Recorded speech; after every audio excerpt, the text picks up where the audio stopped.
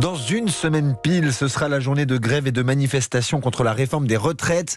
Les syndicats espèrent un raz-de-marée. Oui, des syndicats qui sont d'ailleurs unis dans leur opposition à la réforme qui doit reporter progressivement l'âge de départ à la retraite à 64 ans. Elisabeth Borne leur demande de ne pas pénaliser les Français. On appelle à la responsabilité des organisations syndicales.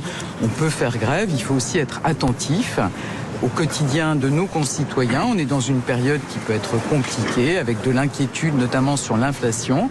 Donc trouvons des modes d'action aussi qui ne pénalisent pas nos concitoyens. Voilà l'appel lancé par la Première ministre. Pas sûr du tout qu'il soit entendu par les syndicats. Aurélien Fleureau, à quoi peut-on s'attendre pour la première journée de mobilisation contre la réforme des retraites jeudi prochain ? Eh bien, à une semaine de ce premier rendez-vous, de nombreux secteurs ont d'ores et déjà appelé à la grève. C'est par exemple le cas des métiers concernés par la fin des régimes spéciaux, comme les électriciens, avec un préavis déposé par la Fédération nationale des mines et de l'énergie CGT.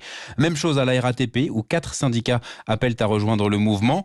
Une réforme rejetée également dans les raffineries où les blocages pourraient à nouveau avoir lieu. Sur Europe 1, Emmanuel Lépine, secrétaire général pétrole à la CGT, appelle à un mouvement massif. Plus forte sera la mobilisation à partir du 19 janvier et plus courte sera la nécessité de démontrer que l'ensemble des travailleurs en France ne veulent pas de 2 ans de plus pour travailler.